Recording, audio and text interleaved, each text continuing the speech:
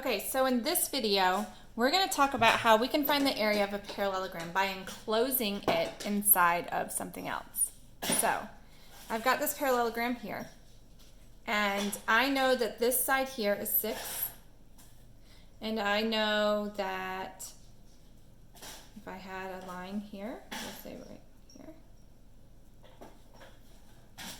this is also 6, okay? But I don't know how to solve for the area of a parallelogram. So what I'm going to do is I'm going to enclose it inside of another shape. So I'm going to box it in or enclose it inside of this rectangle. So I already cut it out so it fit in there right. So here it is. I've enclosed it. Now I've created 2 triangles on this as well. So this goes all the way around, and I have this big rectangle. Then I'm going to find the figure of this big giant rectangle first. So this is the rectangle that I have that encloses my figure. So I know that from here to here, from the outside edge to right here is 6. And then from here to the other edge, that's going to be 2. And then I also know that this edge here is 6. This right here is 6 because this is the same measurement. It's 6. Okay? And if it was on a grid, I'd be able to count the squares and know that it's 6. So the first thing I need to do is I need to figure out what is the area of my rectangle. So I can do that by doing our formula, which is length times width.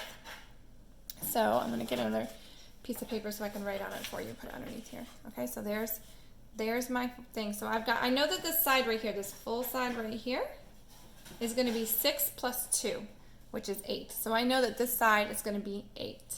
All right. And then I also know that this side right here is 6. And then I know that the formula to find the area of a rectangle is length times width. So it's going to be 8 times 6, which is going to equal 48. So I know now that the area of this entire rectangle here, this entire rectangle is 48. But what I really want to know is, what's the area of this parallelogram, right? So how do I find that out? Well, I need to get rid of the stuff that I don't need, right? I need to take out the stuff I don't need. So what I'm going to do now is I'm going to cut these triangles off because I don't need them, okay? But I need to be able to measure them. But I don't know how to find the formula for a triangle.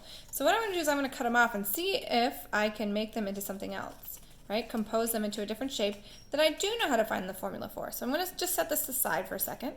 And I'm going to take these extra triangles that I have. And I'm going to see, oh, they're the exact same size, right? And so what I'm going to do then is I'm going to put them together to make a shape that I do know how to solve for. I know how to solve for a rectangle. Again, it's just going to be length times width. So we're going to write this in another color. So this one, the side length is 2. So we'll write a 2. And the other side length is 6. So it's going to be 2 times 6. And 2 times 6 is going to equal 12. Now, I know that if I had this all back together, right, this whole giant rectangle is 48. But I only want to find out the area of the parallelogram. So what I need to do is subtract out the extra, right? So I'm going to take this away, right? See, we're taking it away. We're removing it from this rectangle that we found to begin with. So that means that I need to take that 12 that I found and subtract it from the 48. So we're going to do 48 minus 12. So 8 minus 2 is 6. And 4 minus 1 is 36. So I know now that what's left in the middle, my parallelogram that I started with, is going to be 36 square units.